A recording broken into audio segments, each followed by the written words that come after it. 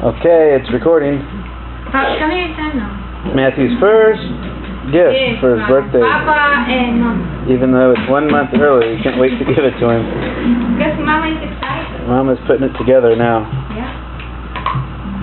Because Matong's gonna ride in here later, huh, son? See? Done. Matthew's first car. Not yet. Wow. Not yet done. Say, not yet done. I'm on figure 11. Hold on, son. You want to start?